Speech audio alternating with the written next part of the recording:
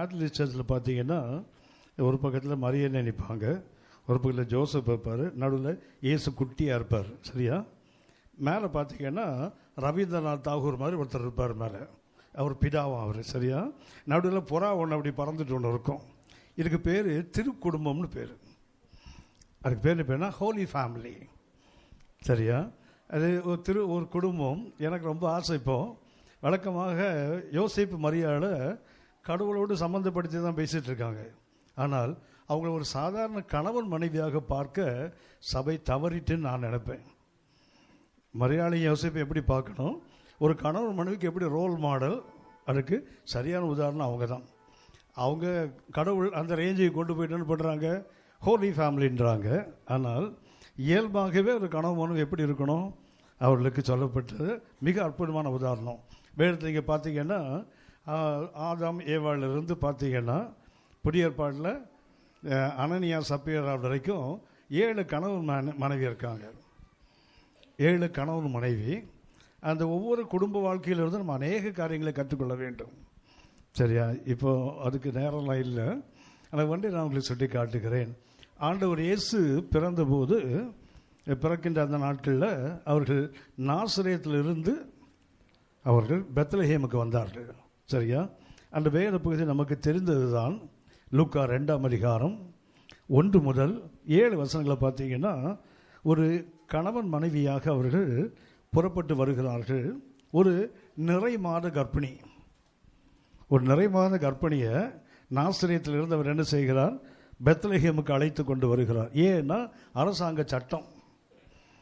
அன்றைக்கு இருந்த Augustus Caesar, என் பேர் தான் அவருக்கும் பேர். சரியா?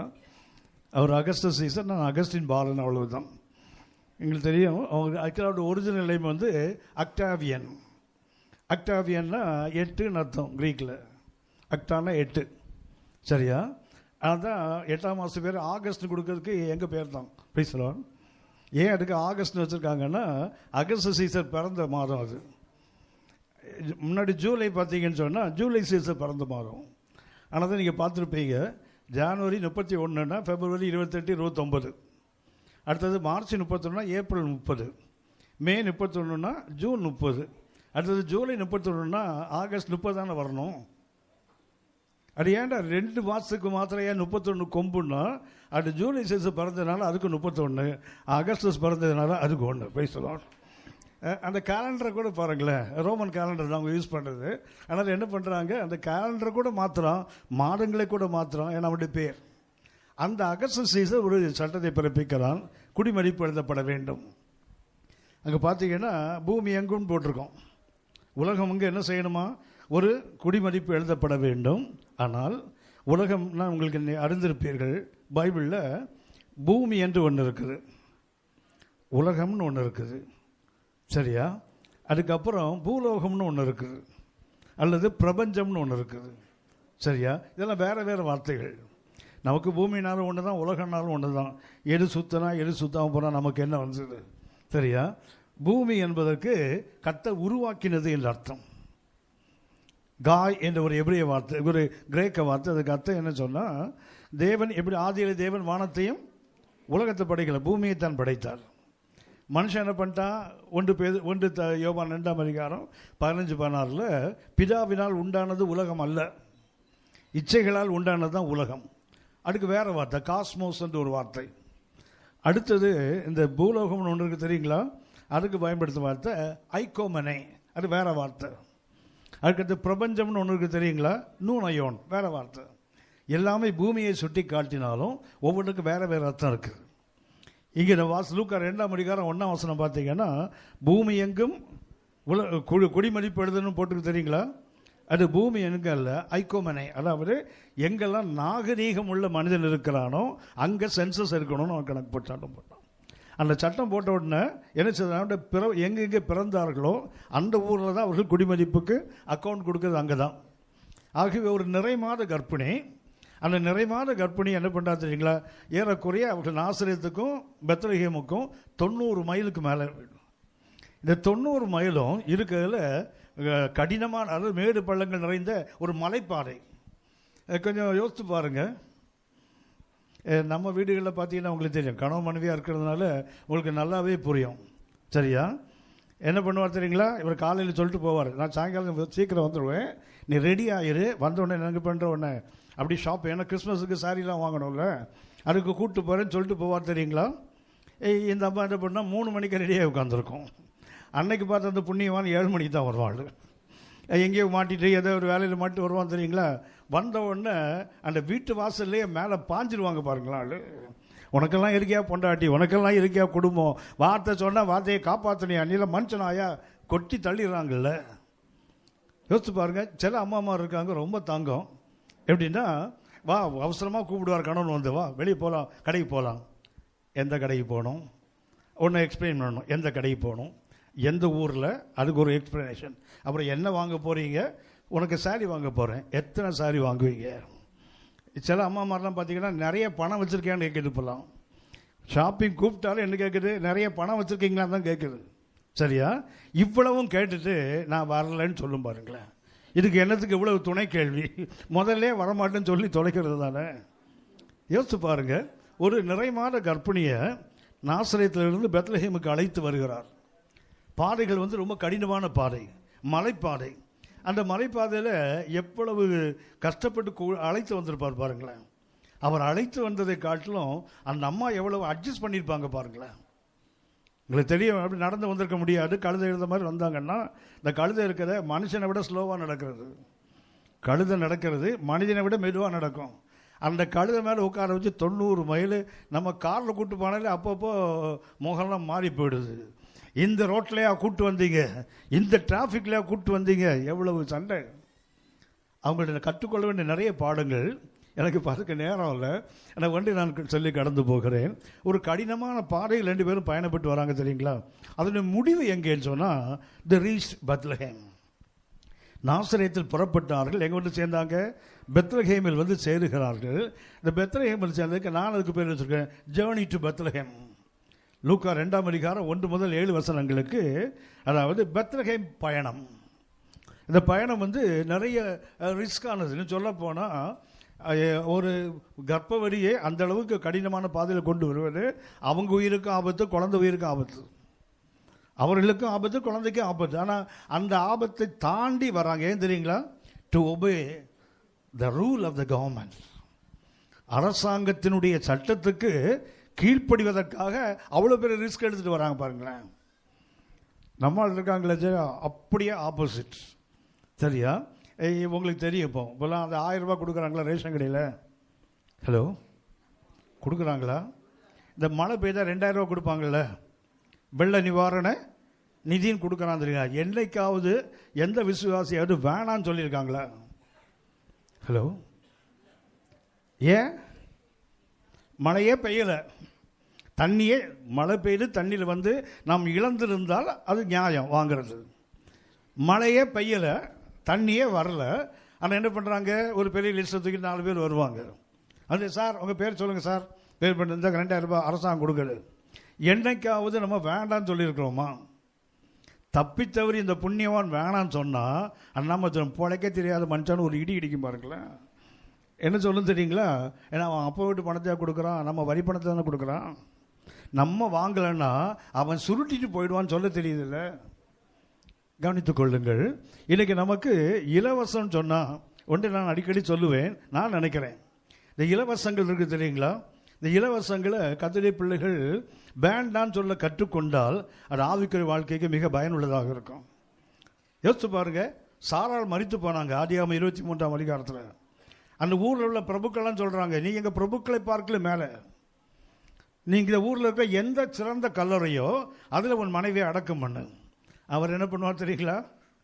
இலவசமே வேண்டாண்டா, இலவசம் வேண்டாம், காசு கொடுக்குறேன்னா கொடு, வாங்கிக்கிறேன், அவ்வளோ. அவன் சொல்கிறான். எத்தனையோ சொன்ன போது கூட அவன் அதை ஏற்றுக்கொள்ள பாருங்களேன். என்ன பண்ணுறான் தெரியுங்களா? அவன் வர்த்தகரிடத்தில் செல்லுகின்ற அந்த வெள்ளியை நிறுத்து கொடுத்து வாங்கினான்னு போட்டிருக்கு. வர்த்தகரிடத்தில் செல்லுகிற வெள்ளின்னா அர்த்தம் என்னன்னா இன்டர்நேஷ்னல் காயின். உலகத்தில் எந்த மூலைக்கு வர்த்தகத்தை, ஒரு உதாரணமாக நமக்கு ஈரோ இருக்குது, டாலர் இருக்குதுன்னு சொன்னால் உலகத்தில் எந்த மூலையில் போனாலும் அதை பயன்படுத்தலாம் இல்லையா?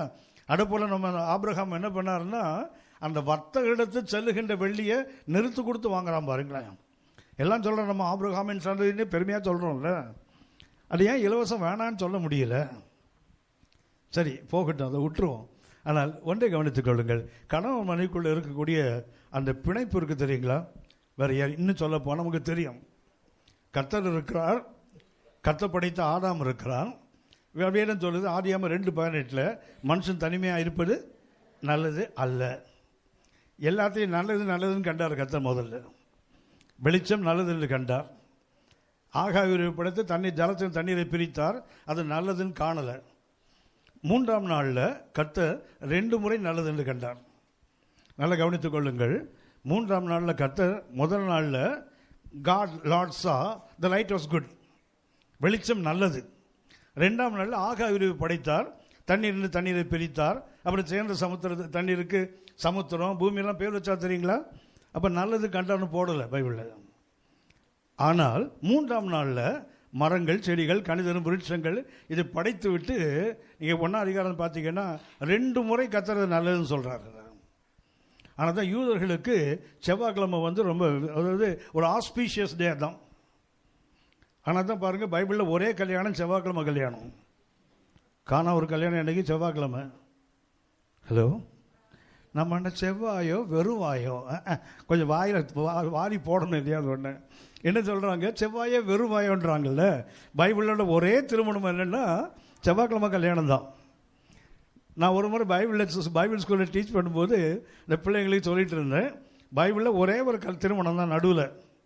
முன்னாடி ஒரு திருமணம், அது யாரும் கிடையாது, கர்த்தர் மாத்திரமே ஆதாம் ஏவாளுக்கு திருமணம் பண்ணிட்டார்.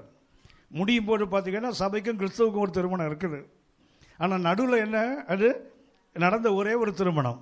அந்த திருமணம் செவ்வாய்க்கிழமை திருமணம். அதனால் நல்ல நாள்லாம் பார்த்துட்டு உட்காந்துருக்காதீங்க. எந்த நாளும் கர்த்தர் படைத்த நாள் தான், நல்ல நாள் தான், அதை கொண்டு பண்ணலான்னு சொன்னால் இந்த பைபிள் ஸ்கூலில் இந்த பசங்க இருக்குது ரொம்ப தங்கமானவனுங்க, ஒரு மாதிரி குசும்பா சிரிப்பானுங்க அவனுங்க. அவன் நம்ம சொல்கிறது அவனுக்கு ஒத்து வரலன்னா என்ன பண்ணுவான் தெரியுங்களா? சென்னை பாண்டில் சொன்னால் நக்கலாக சிரிப்பான். அது சிரிக்கும் போதே தெரியும் இவன்ட்டு ஏதோ ஒரு சரக்கு இருக்குது. கேட்டால் என்ன பண்ணுவான் தெரியுங்களா? அதெல்லாம் ஒன்றும் இல்லை யான்மா, அட பரவாயில்லப்பா சொல்லுப்பா, தாடிலாம் வெள்ளையா இருக்குன்னு பார்க்குறியா, நானும் யங் மேன் தாயா சொல்லியா சொல்லி அவனை மிரட்டு கேட்டால் அவன் சொல்லுவான், செவ்வாய்க்கிழமை கல்யாணம் பண்ணான்ல அதான் திராட்சை ரசம் குறைஞ்சி போச்சுன்னா. நம்ம மூளை எப்படி வேலை செய்யுது பாருங்களேன். நான் அவனுக்கு சொன்னேன், அது குறையலைன்னா ஒரு மேலான ரசம் வந்திருக்காது, கர்த்தருடைய மகிமை வெளிப்பட்டிருக்காது. கவனித்துக் கொள்ளுங்கள். இன்றைக்கி ஒரு குடும்பம் என்றால் நிறைய கற்றுக்கொள்ள வேண்டும். நமக்கு நேரம் ரொம்ப கொஞ்சம், சரியா? அதனால் நான் அதுக்குள்ளே நுழையலை. ஆனால் ஒன்றை சுட்டி காட்டுகிறேன். அவங்க புறப்பட்டது நாசரேத், ஒரு கடினமான பாதையில் கடந்து வந்தார்கள். எங்கே வந்து சேர்ந்தாங்க? பெத்லகேமில் சேர்ந்தார்கள். சேர்ந்தபோது ஒரு கணவன் மனைவியாக அவங்க செய்த 4 கருத்துக்களை மாத்திரம் சுட்டி காட்டுகிறேன். அந்த 7ஆம் வசனத்திலிருந்து, லூக்கா 2ஆம் அதிகாரம் 7ஆம் வசனத்தை கொஞ்சம் வாசிங்க.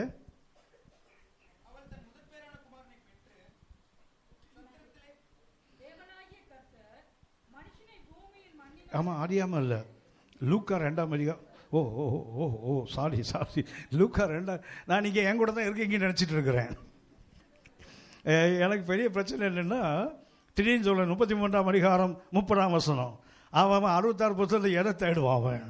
இப்படி முடிப்பாங்க தெரியுங்களா? அப்போ நான் சொல்லுவேன், அப்போ நீங்கள் என் கூட இல்லையா? லூக்கா 2ஆம் அதிகாரம், அதாவது பெத்லகேம் பிரயாணம் அதுதான்.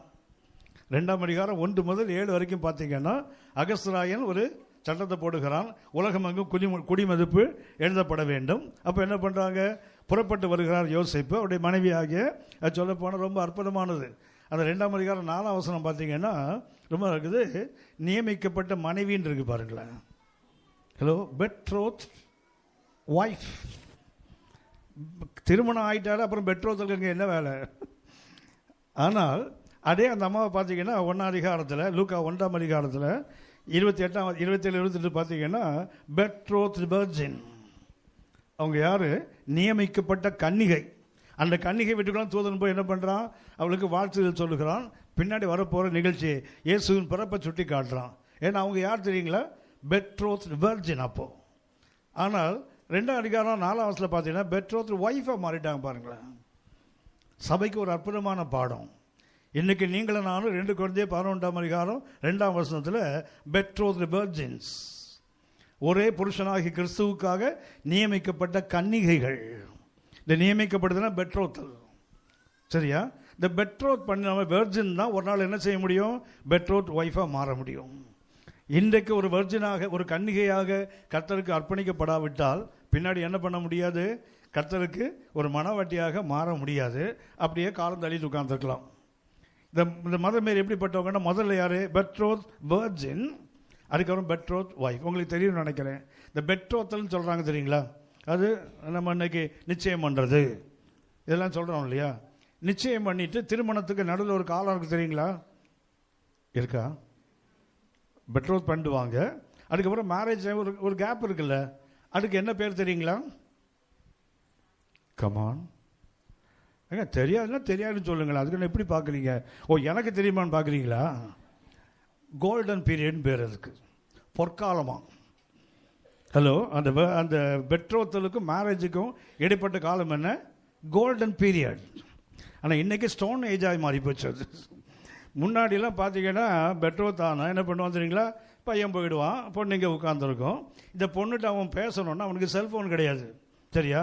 அவனுக்கு அக்கா தங்கச்சி யாராவது இருப்பாங்க, அவங்கள தூது அனுப்புவான் பாருங்களேன். அது என்ன சொல்லுதோ அதான் அவனுக்கு, அதுக்கு மேலே தெரியாது. ஆனால் இப்போ அப்படி இல்லை. பெட்ரோத்தில் முடிஞ்சு திருமணம் போகிறதுக்குள்ளே எஸ்எம்எஸ் பண்ணுறான் அவன்.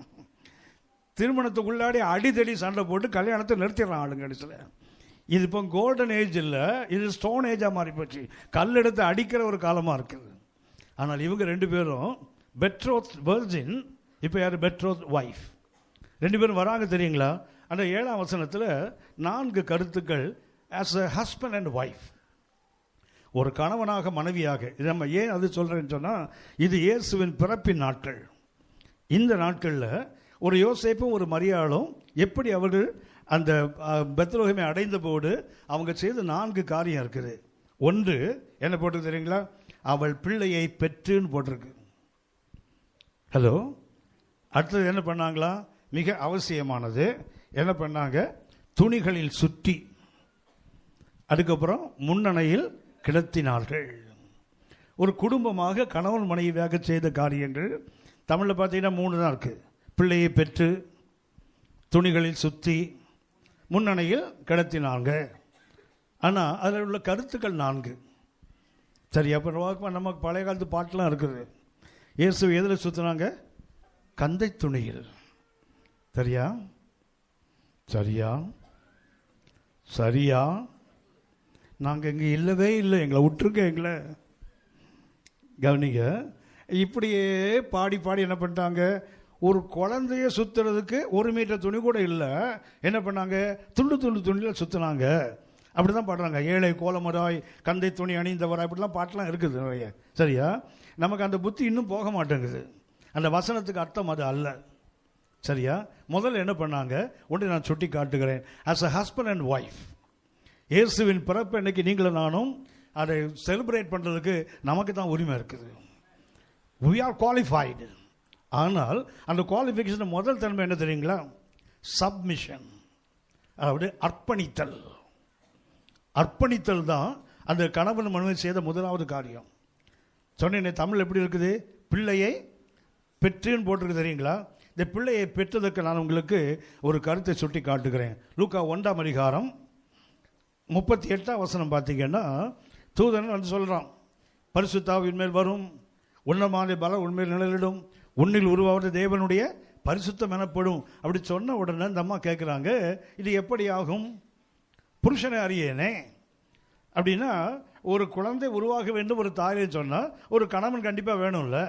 திருமணமே ஆகலை, ஜஸ்ட் பெட்ரோத் வெர்ஜின், நியமிக்கப்பட்ட கன்னிகை தானே தவிர அவர்கள் இன்னும் கூடி வரலன்னு மத்திய 1ஆம் அதிகாரத்தில் வாசிக்கிறோம். ஆனால் இவன் தூதன் சொல்கிறான், நீ கர்ப்பவதியாக போகிற, உன்னில் உருவாவது கர்த்தருடைய பரிசுத்தம் எனப்படும், கர்த்தர் தாவீதின் சிங்காசனத்தை அவருக்கு கொடுப்பார், அவருடைய ஆளுகை நிச்சயமா. இப்படிலாம் சொல்லும்போது இந்த அம்மா கேட்குறாங்க, ஹவ் இஸ் இட் பாசிபிள்?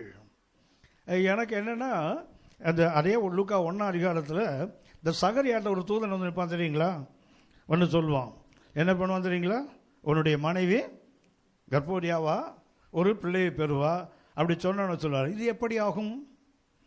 ஒன்று என்ன பண்ணார்? டம்முன்னார், அவன் ஊமையாயிட்டான். சரியா? இப்போ அதே கேள்வி தான் மரியாளும் கேட்குறாங்க. இது எப்படி ஆகும்? டும்முன்னு வாய மூடணும் இல்லை? பேய்க்கும் தெரியுமா பொண்டாட்டியும் பிள்ளையும். அதே மாதிரி தூதனுக்கும் தெரியுது பாருங்களேன். அவன் யார்? சகரியா ஊழியக்காரன், வாய அடைச்சா பரவாயில்ல, இது கர்த்தருடைய அம்மா இல்லை, கொஞ்சம் பத்திரமா தான் நடத்தணும். அப்படியா? அப்படி இல்லை. ஏன்னா அவனுக்கு பாசிபிலிட்டி இருக்கு. கணவன் மனைவியாக வாழ்ந்துட்டு இருக்கிறாங்க. ஆனால் இவளுக்கு கணவனே இல்லை. அவன் கேட்டது சந்தேகத்தில். Sir, we are advanced in age, வயசு கடந்து போச்சு, இது சாத்தியம் இல்லையே. ஆனால் மரியாள் அப்படி இல்லை. அந்த ப்ரொசீஜர் அப்படின்னு கேட்குறா. கணவனே இல்லையா, எப்படி ஒரு குழந்தை உருவாகும்? ஒன்று அவன் சொல்கிறான்.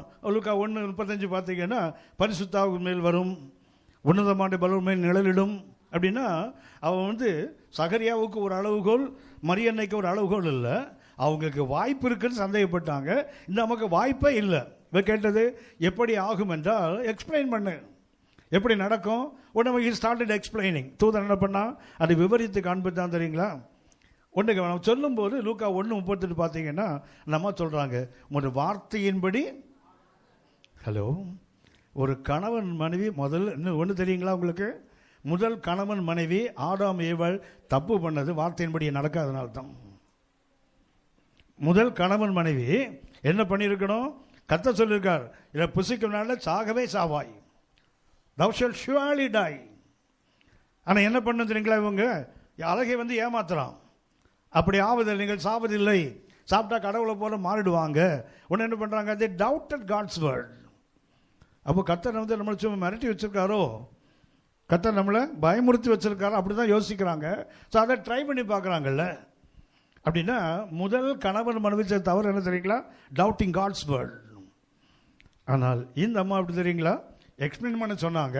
அவன் விவரித்த போது சொல்லிட்டாங்க, உம்முடைய வார்த்தையின்படி எனக்கு ஆக கடவுள்னு சொன்னாங்க இல்லையா? உடனே நல்லா கவனித்துக் கொள்ளுங்கள்.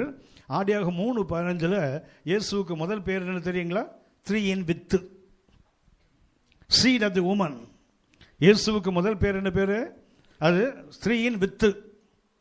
ஸ்திரீக்கு தான் வித்தே கிடையாது, புருஷனுக்கு தான் வித்து. சயின்டிஃபிக்கலாகவும் சரி, இல்லை உலக இதில் பார்த்தீங்கன்னாலும் சந்ததி யாருடையது? அப்பாவுக்கு தான், அம்மாவுக்கு இல்லை. ஆனால் இங்கே சொல்லப்படுது மேசியாவா, அவர் யாரா வருவார்? ஒரு தாயினுடைய வித்தாக வருவார். ஒன்று நல்ல கவனிச்சிங்க. அந்த ஸ்திரீயின் வித்து எது தெரியுங்களா? ஸ்திரீயின் வித்து இருக்கு இல்லையா? அது என்னன்னு சொன்னால், ஒன்று நல்ல கவனிங்க. மரியாதை இருக்காங்களே, அந்த மாதிரி என்ன பண்ணுறாங்க? உங்கள் வார்த்தையின்படி எனக்கு ஆக கடவுள். அந்த வார்த்தையை மேலே ஃபெய்த் வைக்கிறாங்க தெரியுங்களா? That is the seed. அந்த விதை உள்ளத்தில் விழுந்து தெரியுங்களா? விழுந்த உடனே ஆவியானவர் வராரு. என்ன பண்ணுறாரு? ஒரு தாய்ப்பறவை ஒரு முட்டையை எப்படி மூடுகிற அடைகாக்குதோ, ஹோவர் என்ற வார்த்தை. ஆதியாகமம் 1:2 ஆழத்தின் மேல் இருந்தது, ஆவியார் ஜலத்தின் மேல் அடே அசைவாடுதல், பரிசுத்தம் மேல் அசைவாடுன்னு சொன்னார் தெரியுங்களா? உபாகம் 32:11 பார்த்தீங்கன்னா, கழுகு தன் கூட்டை கலைத்து குஞ்சுகள் மேல் அசைவாடி, த சேம் வேர்ட். ஆதியாகமம் 1:2, உபாகம் 32:11, அதே போல் லூக்கா 1:35. அந்த ஹோவர் என்றால் ஒரு தாய்ப்பறவை என்ன பண்ணுன்னா, ஒரு முட்டையை தன் சிறகுகளை மூடுது தெரியுங்களா? ஆவியானவர் என்ன பண்ணுறாருன்னா, மரியன்னையை ஒரு தாய்ப்பறவை போல் அந்த முட்டையை அப்படி மூடுறாரு. முட்டைக்குள்ளே என்ன இருக்குது? அந்த வித்து. Seed of the woman is the faith on the word of God. ஆனால் தான் யோவான் 1:14 அந்த வார்த்தை மாம்சமாயிற்று. வார்த்தை எப்படி மாம்சமாச்சு பாருங்களேன். அந்த மாதிரி ஃபெய்த்தில் ஏற்றுக்கொண்டார்கள், ஆவியானவர் மூடினாரு, அந்த வார்த்தை மாம்சமாக மாறுது பாருங்களேன். நல்லா கவனித்துக் கொள்ளுங்கள். ஒரு கணவன் மனைவி ஒன்றாக இருந்தால் வார்த்தை ஈஸியாக மாம்சமாக மாறும். வாக்கு தத்தங்கள்லாம் சும்மா கற்பனை அல்ல, அது காற்றுல பறக்க விடுவதல்ல. ஒரு கணவன் மனைவி ஒருமனப்பட்டு கர்த்தருக்காக நின்றால், அந்த வார்த்தையை தேவ வார்த்தையாகவே ஏற்றுக்கொண்டால், அந்த வார்த்தை கண்டிப்பாக ஒரு நாள் உருவாக மாறும். அது இயேசுவை போல் அது வாழ்க்கையில் வெளிப்படும்.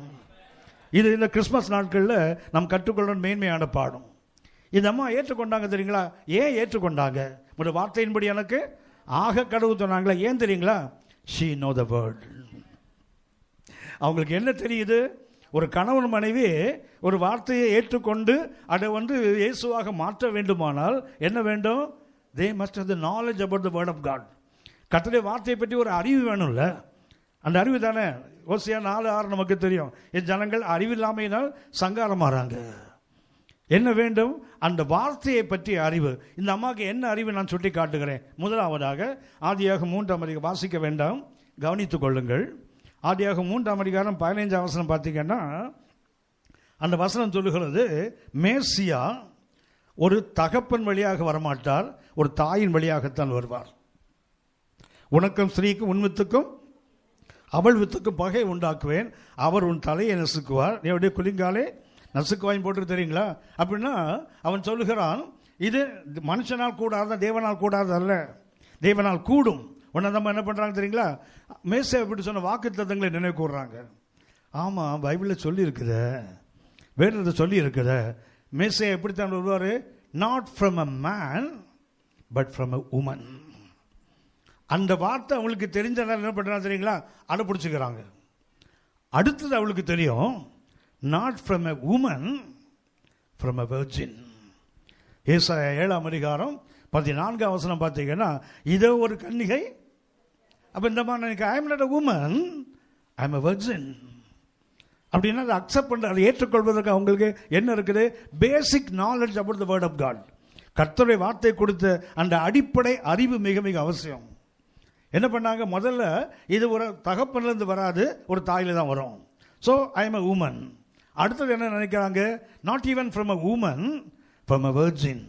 நான் கன்னிகையாச்சே, புருஷன் அறியாதவளாச்சே அப்படின்னு என்ன பண்ணுறாங்க? அந்த வார்த்தை அவளுக்கு ஃப்ளாஷ் ஆகுது. அடுத்து ஒன்று மிக மிக அவசியமானது. அவங்க அடுத்து என்ன தெரியுங்களா? மேசியா ஒரு புறவினத்திலிருந்து வரமாட்டான், யூதனிலிருந்து தான் வருவார். என்னாகமம் 24ஆம் அதிகாரம், என்னாகமம் 24:17 குறித்து கொள்ளுங்கள். நேரம் இருக்கும்போது கண்டிப்பாக நீங்கள் திருப்பாடு வாசித்து பாருங்கள். என்னாகமம் 24:17 அந்த பீலையாமை கொண்டு கருத்து சொல்லுவார், இஸ்ரவேல் என்ன உண்டாகும்? ஒரு நட்சத்திரம் தோன்றும். எங்கேருந்து வரும்? அது புறவினத்திலிருந்து வராது. எங்கேருந்து வரும்? யூதனிலிருந்து தான் வரணும். ஸோ அந்த அம்மாவுக்கு தெரிஞ்சு போச்சு, ஐ எம் எ ஜூஸ், நான் யார்? ஒரு யூத பெண்மணி தானே, அப்படின்னா ஐ எம் குவாலிஃபைடு. அடுத்து ஒன்று அவளுக்கு மிக அற்புதமானது, 4வது, not from Reuben but from Judah. அடுத்தவர்களுக்கு என்ன தெரியுது? நமக்கு தெரிந்த ஒன்று.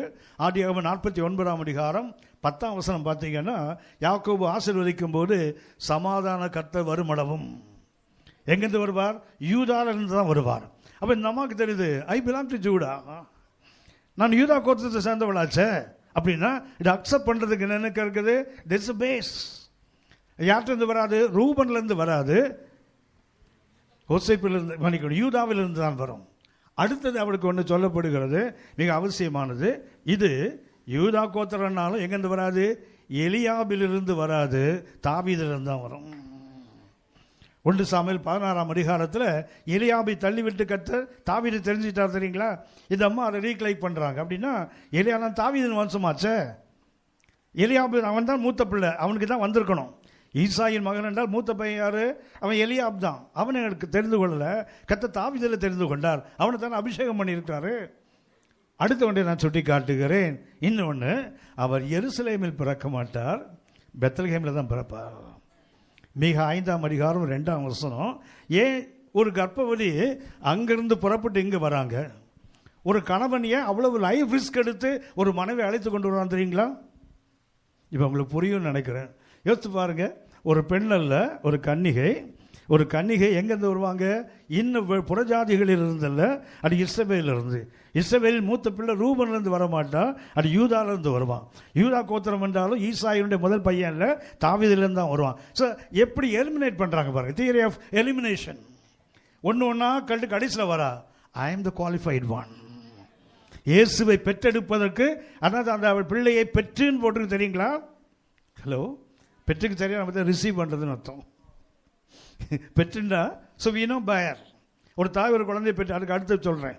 முதல்ல என்ன வேண்டும்? பெற்று என்றால் வாங்கிறது சரியா? கத்த கையிலேருந்து வாங்குறாங்க. எப்படி? Through the word of God. ஒரு குடும்பம் இயேசு பிறந்த குடும்பமாக இருக்கணும்னா, ஒரு குடும்பத்தில் இயேசுவின் மகிமை வெளிப்படணும்னா, இந்த கனவு மணி 2 பேருக்கு என்ன இருக்கணும் தெரியுங்களா? Knowledge about the word of God. அது எவ்வளோ அழகாக கொண்டு வராங்க பாருங்களேன். ஒவ்வொரு படியாக கொண்டு வந்து கடைசி அவங்களுக்கு தெரியுது. இது மீக 5:2 போட்டிருக்குது, எப்பிராத்தா எனப்பட்ட பெத்லகேமே, ரொம்ப ஆச்சரியம் என்ன தெரியுங்களா? அதில் போட்டிருக்குது, நீ யூதாவில் உள்ள பிரபுக்களில் ஆயிரங்களில் சிறியதாக இருந்தாலும் மிக 5:2 பார்த்தீங்கன்னா, இஸ்ரவேலே ரொம்ப சின்ன நாடு.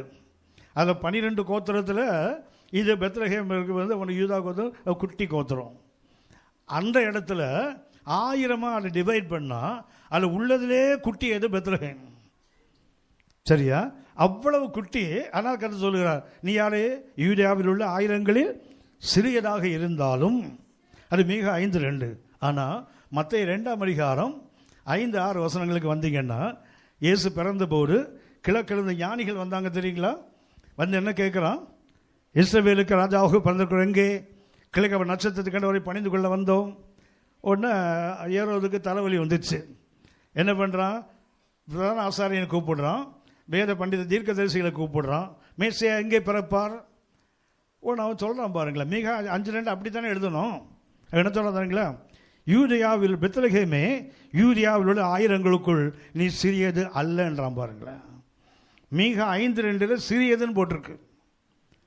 இங்கே தான் இருக்கீங்களா? இங்கே தான் இருக்கீங்க. மிக 5:2 பார்த்தீங்கன்னா யூதாவில் ஆயிரங்களுக்குள் சிறியது. ஆனால் அதே வசனத்தை திருப்பி சொல்லும்போது மத்தேயு 2ஆம் அதிகாரம் 6ஆம் வசனம் பார்த்தீங்கன்னா சிறியது அல்ல. அது என்னய்யா, பழைய ஏற்பாட்டில் சின்னதுன்னு போட்டிருக்கு, புதிய ஏற்பாட்டில் சின்னது அல்ல. ஏன்பா சின்னது எப்படிப்பா சிறியதெல்லாம் மாறிச்சு? ஆயிரங்களில் பெரியவர் வந்து பிறந்தாரு, சின்னது பெருசாக மாறி போயிடுச்சு, அவ்வளோதான். ஹலோ, ஆயிரங்களுக்குள் சிறந்தவர் வந்து பிறந்தால் எந்த சிறியதும் பெருசாக மாறி போயிடும். வசனம் என்ன? சிறியது மிக 5:2. ஆனால் மத்தேயு 2:6 சிறியது அல்ல. ஆளப்போகிற ஒன்றில் வந்து பிறக்க போகிறாரு. ஒரு குடும்பத்தை சொல்லுகிறேன், இதை தீர்க்க தரிசனமாக எடுத்துக்கொள்ளுங்கள். நீங்கள் சின்னவங்க இல்லை, உங்கள் குடும்பம் சிறியது அல்ல. கணவன் மனையை ஒன்றாக நின்றீர்களானால் நிச்சயத்தோடு சொல்லுகிறேன், சின்னவன்லாம் பெரியவனா மாறி போயிடுவான். ஏசாயா 60:22 நமக்கு தெரியுமே, சின்னவன் சிறியவன். சின்னவன் என்றால் ஓஹோ,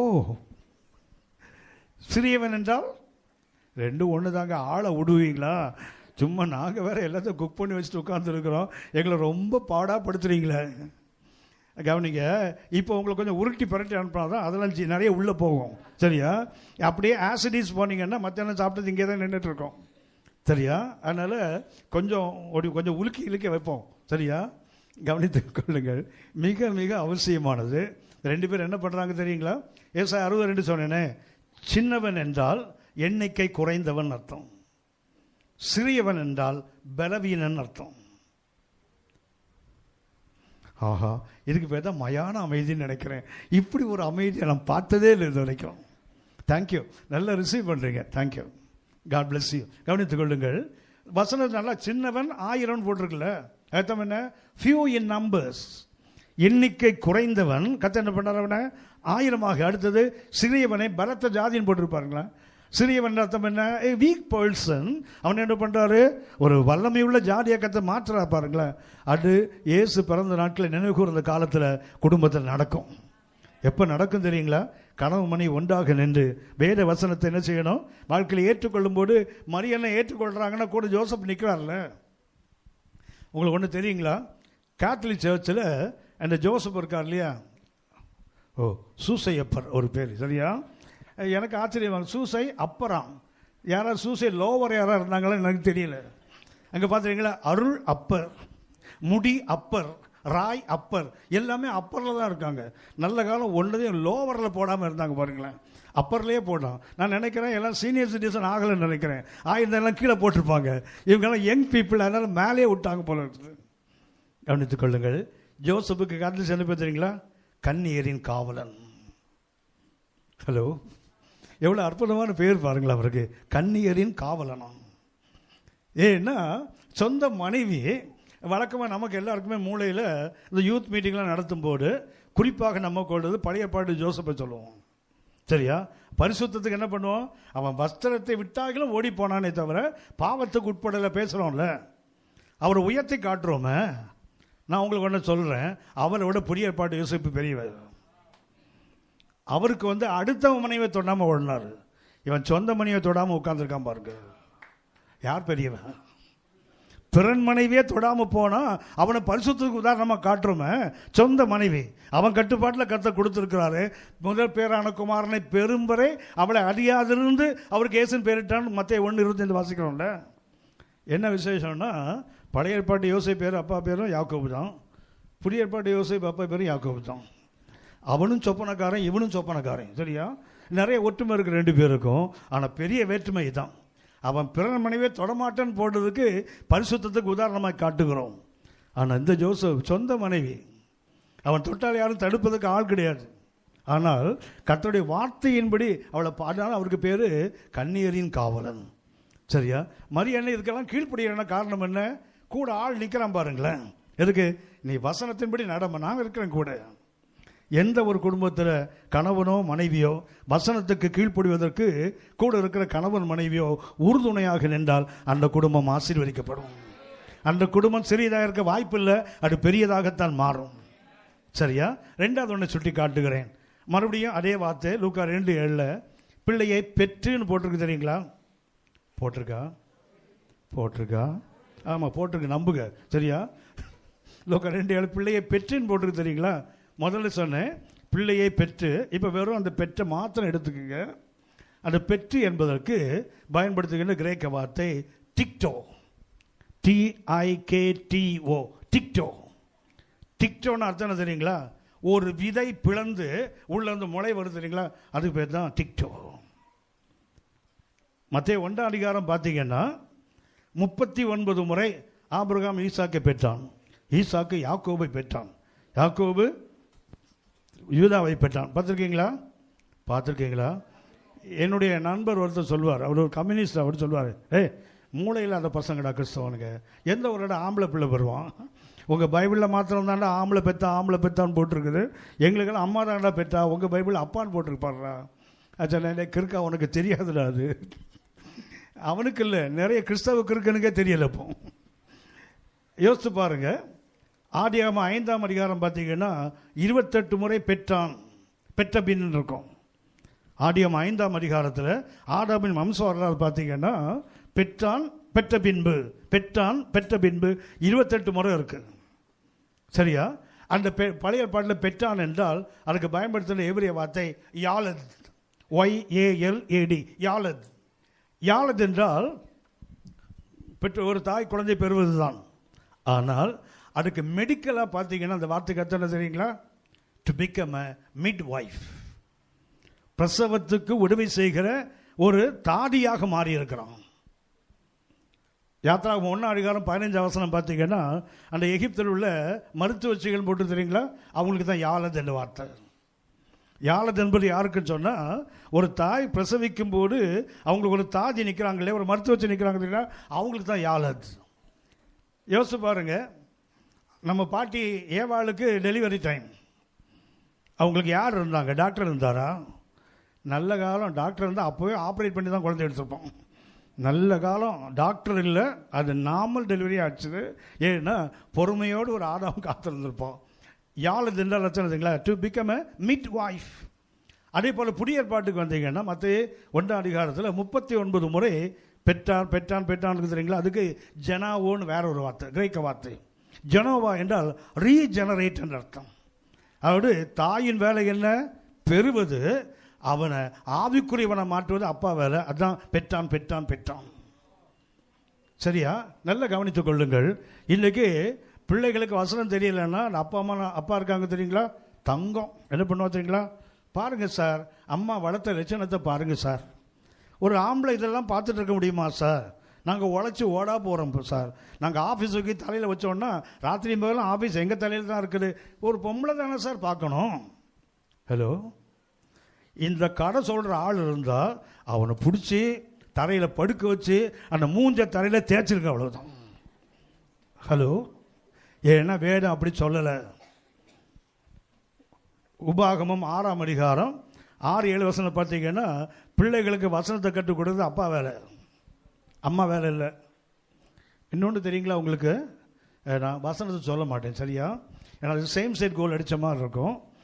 வீட்டில் சமையல் முடிஞ்ச பிறகு அந்த அழுக்கு பாத்திரம் இருக்குது தெரியுங்களா, அதை கழுவுற வேலை ஆம்பளை வேலை. அதான் முதல்ல சொல்லிட்டேன், வசனம் சொல்ல மாட்டேன்னு சொல்லிட்டேன் நான். சரியா? ஏன்னா கர்த்தர் சொல்லுகிறார், ஒரு புருஷன் ஒரு தாளத்தை கழுவி அதை துடைத்து வைப்பது போல. நான் வசனத்தை சொல்லிட்டேன், ரெஃபரன்ஸ் மாதிரி சொல்ல மாட்டேன். சரியா? என்ன பண்ணுவாரா? கர்த்தர் எருசலேமை தொடச்சி கவிழ்த்து வச்சுவான்னு போட்டிருக்குது. அதாவது உங்களுக்கு தெரியும் நினைக்கிறேன், பெண்களை காட்டிலும் ஆண்கள் தான் நல்ல சமையல் பண்ணுறாள். ஆனால் தான் நீங்கள் கிச்சனுக்குள்ளே எங்களை விட மாட்டேங்கிறீங்க. விட்டா உங்கள் ஃபேவர் கெட்டு போயிடும். பசங்க சொல்ல மாட்டான், எங்கள் அம்மான்னு சொல்ல மாட்டேன், எங்கள் அப்பான்னு தான் சொல்லுவான். ஏன் தெரியுங்களா? இந்த ஆண்களுக்கு உதாரணமாக எண்ணெய் சட்டியில் ஊற்றுறோம் தெரியுங்களா, அது காயிற வரைக்கும் நமக்கு பொறுமை இருக்காது. அப்படியே கடுகு, அப்படியே கருவேப்பிலை, அப்படியே வெங்காயம் போட்டு என்ன பண்ணணும், எரியால் போட்டு கலக்கி எவன் தலையிலாவது கொட்டணும்ல. அது கொஞ்சம் வெயிட் பண்ணால் தானங்க அது வெடிக்கணும். நல்லா கவனித்துக் கொள்ளுங்கள். ஒரு ஆம்பளை செய்தால் பொறுமையாக செய்வான் அவன். யோசிச்சு பாருங்கள், எந்த 5 ஸ்டார் ஹோட்டலாக இருக்கட்டும், எந்த கல்யாண வீடாக இருக்கட்டும், எவ்வளோ பெரிய ஹோட்டலாக இருக்கட்டும், பெண்களை காட்டிலும் அதிகம் சமையல் பண்ணுறது ஏன் தமிழ்நாட்டில் சாப்பாடு நல்லா இருந்ததுக்கு பேர் நலபாகமாம். ஏன்னா நலன்னு ஒரு ராஜா இருந்தான், அவன் சமையலை நம்ம ஒன்றாம். சரியா? தமிழ்நாட்டிலையும் சரி, தமிழ்லேயும் சரி, சபையிலையும் சரி, யார் தான்? அதனால தான் நீங்கள் எங்களை கிச்சன்லேயே சேர்க்க மாட்டேங்கிறீங்க. உங்கள் மரியாதையே இல்லாமல் போயிடும். பசங்க சொல்கிறோம், அம்மா நீங்கள் சும்மா இருங்கம்மா, அப்பா தோசை சொல்லட்டும். ஆனால் ஒரு விசேஷம் நீங்கள் ஏன் விட மாட்டீங்கன்னு அது காரணம் சொல்கிறேன். நீங்கள் 1 மாதம் யூஸ் பண்ணுற எண்ணெயை அவர் ஒரே வாரத்தில் காலி பண்ணிட்டு வரட்டும். அப்புறம் ஏன் ருசியாக இருக்காது? அது ஏன் டேஸ்ட்டாக இருக்காது? கவனித்துக் கொள்ளுங்கள். இது ரொம்ப வாழ்க்கையை கொண்டு கற்றுக்கொள்ள வேண்டிய விஷயம் நிறைய வேதத்தில் இருக்குது. சரி, இது கடந்து போவோம். முதல்ல என்ன வேண்டும்? நான் ஒன்று சொன்னேன், பிள்ளையை பெற்றாள். எப்படி பெற்றால்? வார்த்தையின் அடிப்படையில் ஒரு கணவனுடைய உதவியோடு ஒரு மனைவியை சாதிக்கிறாங்க. ரெண்டாவது பெற்றாள் என்ற அது கத்தனை தெரியுங்களா? புரோக்கன்னஸ், அது உடைக்கப்படுகிற அனுபவம். ஒரு குடும்பம் கர்த்தருடைய கிருபையினால கர்த்தருடைய பிறப்பை கொண்டாடுகிற நாட்களில் ஒரு கணவன் எப்படி இருக்கணும் தெரியுங்களா? உடைக்கப்படுகிற அனுபவம் இருந்தால்தான் அங்கே உருவாக்கப்படுகிற அனுபவம் இருக்கும்.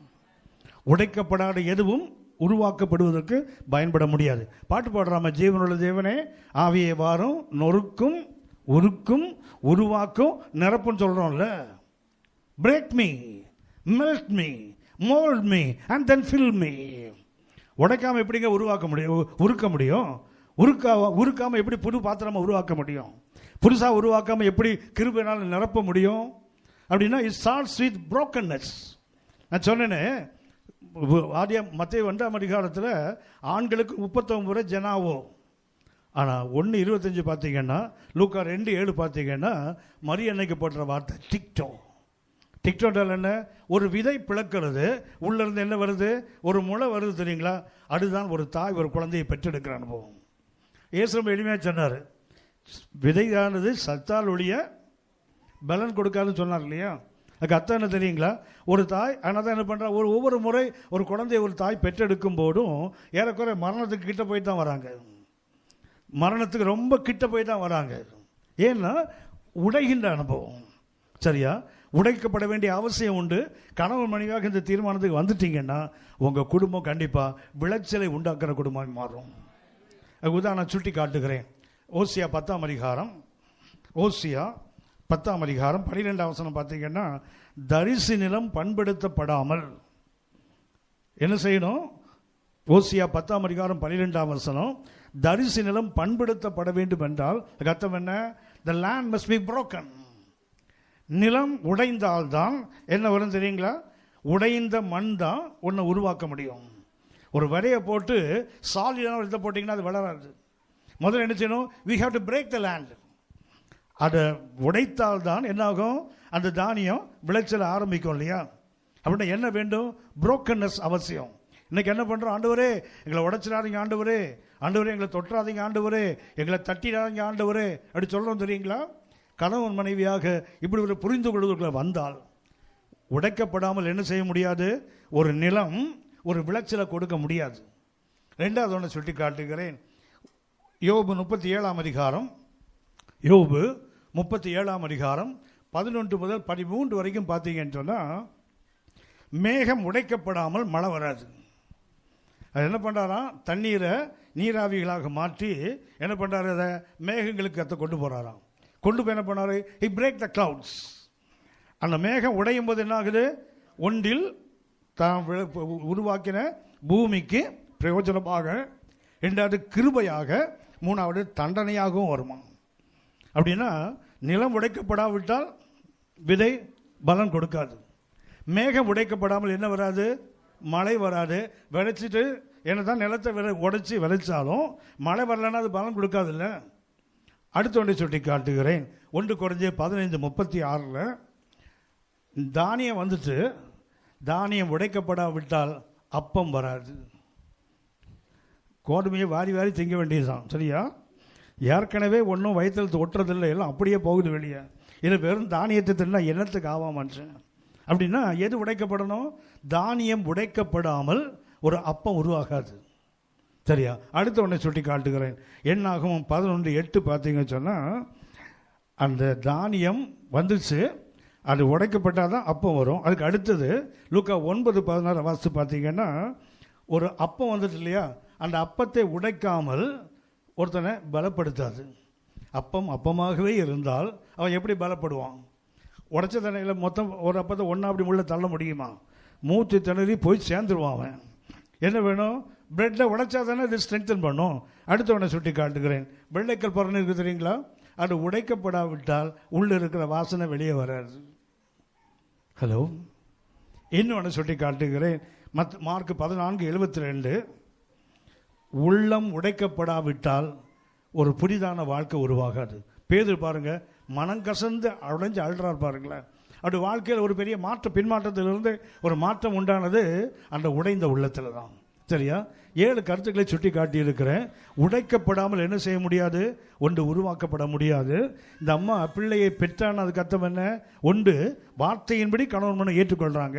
அடுத்தது உடைவதற்கு ஒப்பு கொடுக்குறாங்க. பாருங்களேன், யோசித்து பாருங்க. தூரம் சொல்லிட்டு போயிட்டான், ஒன்னில் தேவனுடைய பரிசுத்தம் தாவீதின் சிங்காசனத்தை கொடுப்பான். ஆனால் பார்த்தீங்கன்னா பிள்ளையை பெறதுக்கு இடம் இல்லை.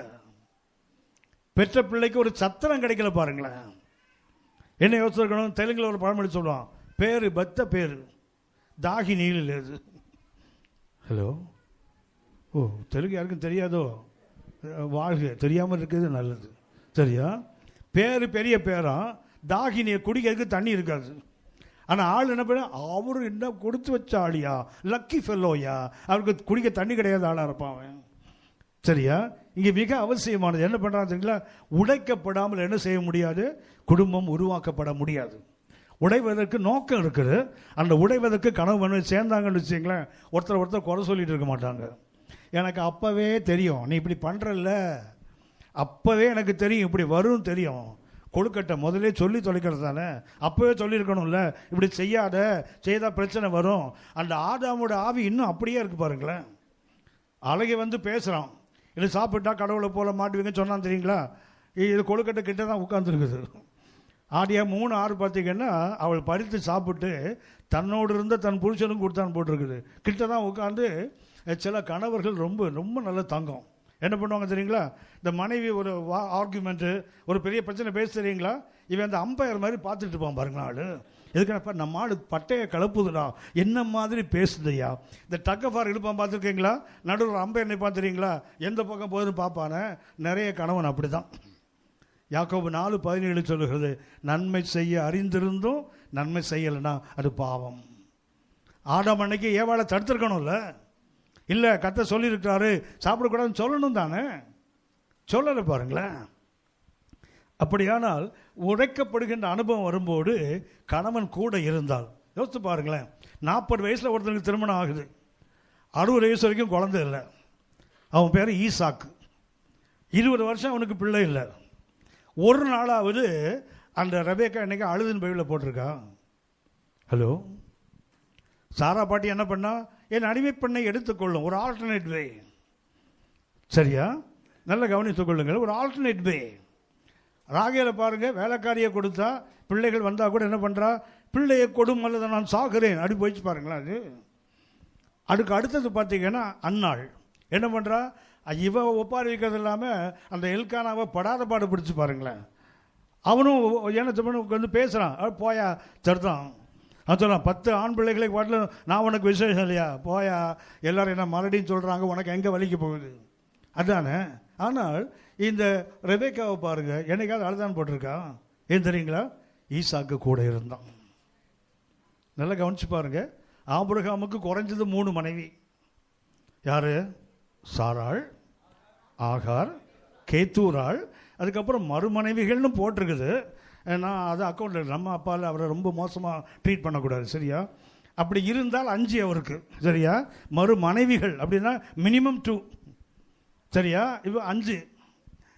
யாக்கோவை பாருங்களேன், 2 + 2 அவருக்கு, சரியா?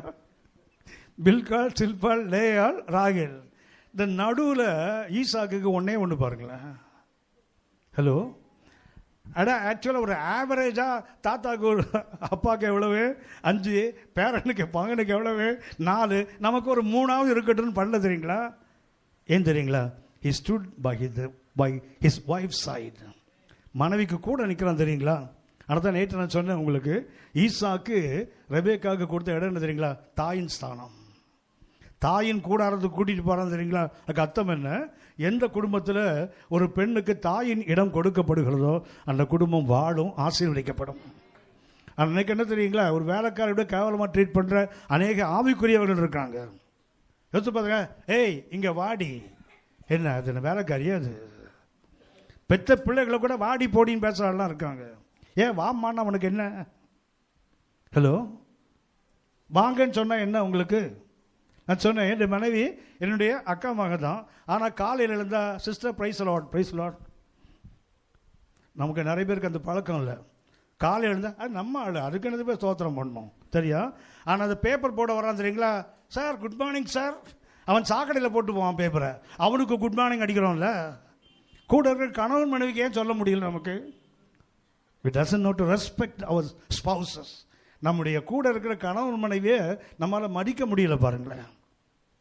நல்ல கவனித்துக்கொள்ளுங்க. வாங்க போங்கன்னு சொன்னால் ஒன்றும் குறைஞ்சி போயிடாது. அதுவும் ஊழியர்கள் கண்டிப்பாக என்ன செய்யணும்? ஒரு உயர்ந்த இடத்துல தான் மனைவியோ கணவனையோ வைத்திருக்க வேண்டும். அது ரொம்ப அவசியமானது. சரி, போகட்டும். 2வது என்ன? பெற்றாள் என்றால் உடைக்கப்பட்டாங்கன்னு அர்த்தம். ஒருவர் உடைக்கப்பட்டால் கூட இருக்கிறவன் உறுதியாக நின்றால் அந்த குடும்பம் உடையாது. குடும்பம் உடையாது. உங்களுக்கு தெரியும், கர்த்தர் ஆதாமுக்கு என்ன பண்ணார்? ஏற்ற துணைன்னு சொன்னார் இல்லையா? ஏற்ற துணைன்னா ஆங்கிலத்தில் ஹெல்ப்மேட். அந்த வார்த்தை கர்த்தர்னா அவனை போல அவள்னு அர்த்தம். அந்த ஏற்ற துணை என்பதற்கு அவனை போல அவள். என்ன வித்தியாசம் இருக்குது? அடுத்த தலைமுறையை உருவாக்குவதற்கு உடல் அமைப்பில் சில மாற்றங்கள் இருக்கே தவிர மற்றபடி கண்ணு வேறையா? ஹலோ, கண்ணு வேறையா? ஹார்ட் வேறையா? லங்ஸ் வேறையா? கிட்னி ஒன்றும் வேற கிடையாது. ஆனால் ஒன்று மூளை வேற. ஏன் தெரியுங்களா? ஆண்களுக்கு இந்த மெமரி செல்ஸ் ரொம்ப குறைவாக இருக்கும், பெண்களுக்கு ஏகப்பட்ட மெமரி செல். ஆனால் தான் நமக்கு ப்ளவுஸ் மேட்சிங் ப்ளவுஸ் கிடைக்க மாட்டேங்குது. எது எடுத்தாலும் இது ஏன்ட்ட ஏற்கனவே இருக்குது.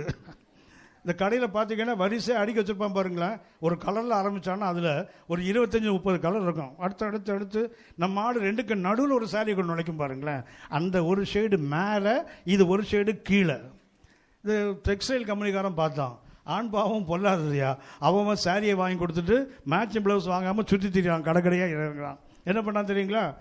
சாரியிலேயே ப்ளவுஸ் மெட்டீரியல் சேர்த்து கொடுத்துட்டான். பாவம் ஆம்பளைங்க பொழைச்சிட்டு போட்டியான்னு. அவன் உதவி பண்ணுறான்னு உபத்திரவம் பண்ணிட்டான். இப்போ அவன் லைனிங் மெட்டீரியல் தேடி அலையிறான். அப்போ லைனிங் மெட்டீரியல் தேடினாலும் பரவாயில்ல, 2 ப்ளவுஸ் காசு கேட்குறான் அவன் தைக்கிறதுக்கு. முன்னாடியாவது ஒரு ப்ளவுஸ் காசு தான் கேட்டான். இப்போ என்ன பண்ணான் தெரியுங்களா? லைனிங் வச்சு உள்ள தைக்கிறான்ல, 2 ப்ளவுஸ். தேவையாயா உதவி பண்ணுறேன்னு எங்களுக்கு உபத்திரவத்தை உண்டாக்குறதுக்கு? உடைக்கப்படுகிற நினைப்ப எல்லா குடும்பத்துக்கும் வரும். உடைக்கப்பட்டால்தான் குடும்பம் உருவாக்கப்படுகிறது. மரியா என்ன பண்ணதுங்க? டிக்டோ என்ற வார்த்தை மிக அற்புதமானது. புரோக்கன்னஸ் அப்படின்னா ஒரு கணவன் மனைவியாக ஆண்டவர் இயேசு பிறந்த நாட்கள் நாம் சிந்திக்க வேண்டியது மிக அவசியமானது. என்ன தெரியுங்களா? உடைக்கப்பட்டால் சோர்ந்து போயிடாதீங்க, நீங்கள் கூட நில்லுங்க. உலகமே எதிர்த்து வந்தால் கூட ஒரு பெண் சந்திப்பான். கணவன் மாத்திரம் கூட நிற்கணும். போடாயா, வீட்டுக்காரன் கூட இருக்காரு, நீ என்னையா தூக்கி அடிச்சுன்னு பாருங்களேன். ஆனால் உலகமே கிட்ட நின்று கணவன் தனிச்சு நின்னா ஒரு பெண் அனாதையாக உணர்வாங்க. ஒரு பெண் அனாதையாக உணர்வாங்க. கர்த்தர் கிருபை. அந்த ரெபேக்காளுக்கு சாரா மாதிரி ஆவி இல்லை பாருங்களேன், ராகேலை போல ஆவி இல்லை பாருங்களேன். அது என்ன பண்ணல? மிக அமைதியாக உட்கார்ந்துருக்கு. ஏன்? எனக்கு ஜெபிக்கின்ற ஒரு கணவன் இருக்கிறான். ஆதியாகமம் 25ஆம் அதிகாரம் 21ஆம் வசனம் பார்த்தீங்கன்னா, மலடியாக இருந்த தன் மனைவிக்காக ஈசாக்கு ஜெபம் பண்ணாமல் போட்டிருப்பாருங்களேன். வல்லமையான ஊழியக்காரனை தேடி போகலை. இங்கே கிஃப்டட் ஊழியக்காரர் ஒருத்தர் இருக்காரு, அவர் ரொம்ப ஸ்பெஷலிஸ்ட். அவர் ஜெபம் பண்ண உடனே குழந்தை வந்துடுமா. இந்த நித்யானந்தான்னு ஒரு ஒரு ஒரு ஒரு அயோக்கியம் இருக்கான, அவன் கூட என்ன பண்ணானா பைனாப்பிள் ஒன்று கொடுத்தானா ஒரு குழந்தை வந்துட்டான். சரியா? அவனும் நம்மளால ஒன்றா, அவன் கிருக்கன் என்ன ஒன்று பண்ணுறான். நம்ம ஊழியக்காரர்களும் அப்படியா? ஒரு மனைவியினுடைய பிரச்சனைக்கு ஜெபிக்கின்ற சரியான ஆள் அவன் கணவன் தான். ஒரு கணவனுடைய பிரச்சனைக்கு அவனோடு ரெண்டு ஒருமனப்பட்டு ஜெபிக்கிற யாருன்னு சொன்னால் உங்களுக்கு தெரியும் தானே. ஒரு கணவனுக்கு பெஸ்ட் ஃப்ரெண்ட் யாருன்னா அவன் மனைவி தான். மல்கியா 2ஆம் அதிகாரம் 14ஆம் வசனம் பாருங்க. உன் உடன்படிக்கையின் தோழி. Marriage is a கவனன். திருமணம் என்பது ஒரு உடன்படிக்கை. அல்ல, என் மனைவி யார் தெரியுங்களா? Best friend. ஒரு கணவனுக்கு பெஸ்ட் ஃப்ரெண்டு மனைவி தான். ஒரு மனைவிக்கு பெஸ்ட் ஃப்ரெண்டு கணவன் தான்.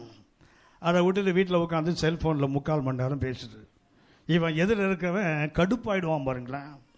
யார்கிட்டடி சும்மா பேசிகிட்டு இருக்கிற அப்படின்னு கேட்டால் என் ஃப்ரெண்டுகிட்ட பேசுகிறேன். ஆம்பளையா பொம்பளையா நடத்த கேள்வி வரும் பாருங்களேன். தேவையா இது? தேவையா? ஃப்ரெண்டுக்கிட்ட பேசுனேன்.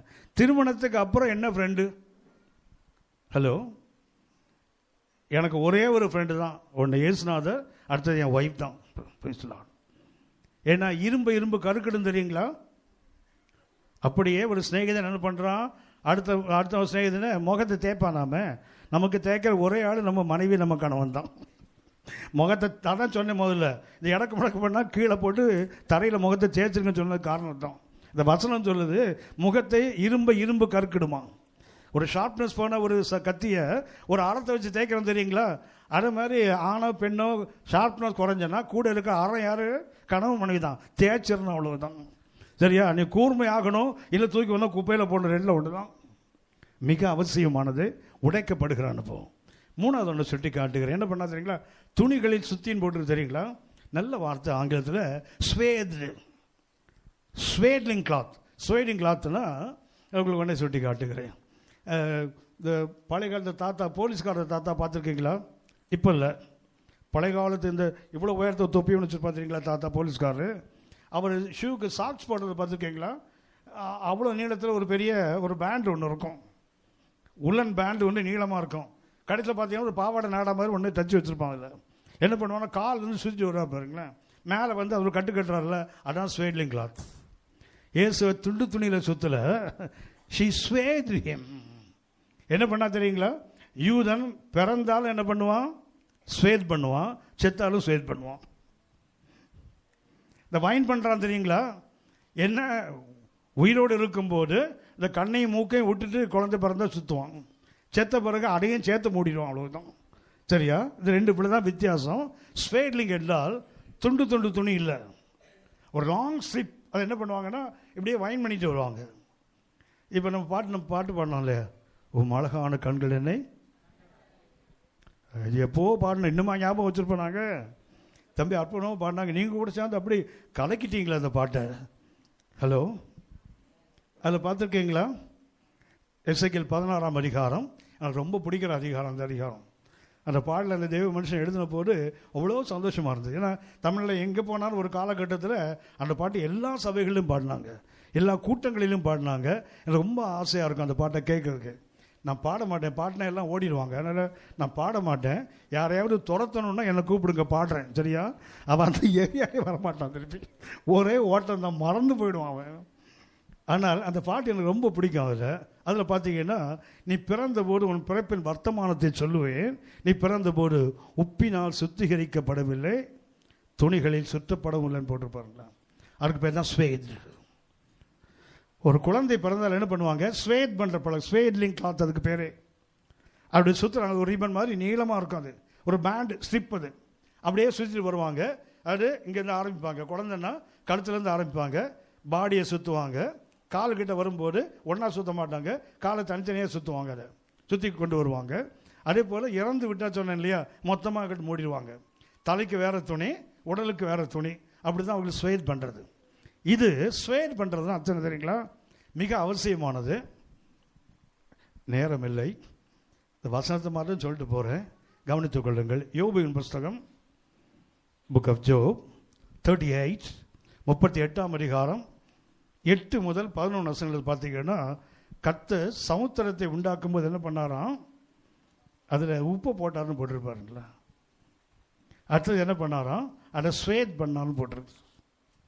ஹலோ, யோபு 38ஆம் அதிகாரம் 8 முதல் 11 வசனத்தை பார்த்தீங்கன்னா, கர்த்தர் என்ன பண்ணாரு, சமுத்திரத்தை வான் கூப்பிடும்போது என்ன பண்ணாராம், அதில் உப்பு இருக்குதுல்ல. யோபு 38ஆம் அதிகாரம் 8 முதல் 11 வசனங்களில் பார்த்தீங்கன்னா என்ன பண்ணுறா தெரியுங்களா, அந்த உப்பு அது தண்ணியில் என்ன இருக்குது, உப்பு இருக்குல்ல. ரெண்டாவது என்ன பண்ணுறாராம், கர்த்தர் ஒரு புடவையில் சுற்றுறது போல் சுற்றினான்னு போட்டிருக்காங்க. சுற்றினா என்ன ஆகும் தெரியுங்களா, லீக் ஆகாது. கர்த்தர் ஸ்வேட் பண்ணால் என்ன ஆகுன்னு சொன்னால் லீக் ஆகாது. அது எது வரைக்கும் இருக்குமா, நித்தியமாக இருக்குன்னு போட்டிருக்காங்க. கர்த்தர் சமுத்திரத்தை என்ன பண்ணாரா, இது வரைக்கும் இம்மட்டும் ஒன்று அது யாரும் அடங்கட்டும், இதை தாண்டி வராத எல்லையை குறித்தார்ல. எரேமியா 5ஆம் அதிகாரம் பார்த்தீங்கன்னா மணலை வந்து எல்லையாக வைத்தார்னு போட்டிருக்குது. அப்படின்னா கர்த்தர் சமுத்திரத்தை உருவாக்கும் போது ஒரு குழந்தையை பெற்றால் ஒரு தாய் வந்து எப்படி உப்புனால சுத்திகரிப்பாங்களோ, எப்படி துணினால் சுற்றுவாங்களோ, அப்படியே கர்த்தர் சமுத்திரத்தை உப்பு போட்டு என்ன பண்ணியிருக்காரு, சுத்தம் பண்ணியிருக்காரு. மீறி உப்பு அங்கேயே நிற்கிது, அவ்வளவுதான். சரியா. அடுத்து என்ன பண்ணார், புடவை வச்சதை கட்டினா தெரியுங்களா. அதுக்கு அர்த்தம் என்னன்னு சொன்னால், கர்த்தர்ட்ட ஒரு ரகசியம் இருந்தால் அது என்னைக்கும் லீக் ஆகாது. ஹலோ, மரியன்னை ஸ்வேத் பண்ணாங்க தெரியுங்களா, நல்ல கவனித்துக் கொள்ளுங்கள். அவள் எல்லாவற்றையும் நிலையத்தில் வைத்து வைத்தால் போட்டிருப்பாருங்களா. உள்ள வச்சு என்ன பண்ணுறா, சீல் பண்ணுறான். ஒரு எடுத்துக்காட்டாக சொல்லுகிறேன். அந்த மேய்ப்பர்களுக்கு என்ன சொல்லப்பட்டது, எல்லா ஜனத்துக்கும் மிகுந்த சந்தோஷம் நற்செய்தி உங்களுக்கு அறிவிக்கிறேன், அவ்வளோதானே. பிள்ளைய துணிகளை சுற்றி முன்னே கிடப்பதை காண்பீங்கன்னு தானே சொன்னாங்க. போய் பார்த்தையா, பேசாமல் போக வேண்டியதானே. அவன் பிரசித்தம் பண்ணான்னு போட்டிருப்பாருங்களா. அவன் ஸ்வேட் பண்ணான்னா கிழிஞ்சிட்டு வந்துடும் உள்ள ரகசியம். ஆனால் மரியன்னையை பார்த்தீங்கன்னா அவள் தன் உள்ளத்தில் அதை வைத்து வைத்தாள். 3 முறை வேதத்தில் வாசிக்கிறோம். அவள் இயேசு பற்றி என்ன பண்ணுறா தெரியுங்களா, அவள் சொல்லியிருந்தான்னா அப்போவே ஏறுவது காலி பண்ணியிருப்பான்.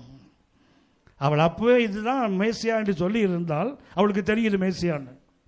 அவங்க என்ன பண்ணுறா, அந்த ரகசியத்தை காப்பாற்றா பாருங்களேன். எது வரைக்கும் தெரியுங்களா, யோவான் 19ஆம் அதிகாரம் 25ஆம் வசனம் பார்த்தீங்கன்னா சிலுவைக்கு கீழே நிற்கிறான் தெரியுங்களா. அது வரைக்கும் அதை ஸ்வேட் பண்ணி வச்சுருக்கா பாருங்களேன். அப்படின்னா பிள்ளையை பெற்று துணிகளில் சுற்றினா அது கர்த்தர் தெரியுங்களா. கர்த்தருடைய காரியங்கள் சில விஷயங்கள் ரகசியமாக இருக்கணும்னா அது ரகசியம்தான். கர்த்தர் ஒன்று ரகசியம் நமக்கு தெரிந்து உண்டு. உபாகமம் 29:29 மறைவானவைகள் கர்த்தருக்குரியவைகள், வெளியரங்கமாக்கப்படுது நமக்கும் பிள்ளைகளுக்கும் கீழ்ப்படிவதற்கு. அப்படின்னா கர்த்தர்கிட்ட நிறைய ரகசியம் இருக்குல்ல. ஒன்றை நான் உங்களுக்கு சுட்டி காட்டுறேன். இயேசுவுக்கு இப்போ 2வது வரப்போகிறார் இல்லையா. அட்ரஸ் மாதிரி வந்துச்சுன்னா ஒரு மாதிரி உட்காந்துருக்கீங்க. ஓ, இப்போ தானே பறக்கிறாரு, அதுக்குள்ளே வர்றதை பற்றி பேசுறீங்களே. ஹலோ, இயேசு திரும்பி வரப்போகிறார், அவருக்கு தெரியுமா தெரியாதா, அவருக்கு தெரியுமா தெரியாதா. மார்க் 13:32 வாசிக்கிறோம், தெரியாதுன்றார். குமாரனும் அறியான், பிதா ஒருவரை தவிர அந்த நாளையோ நாளிகையோ வேற ஒருவர் அறியார், குமாரனும் அறியான்னு போட்டிருக்கல.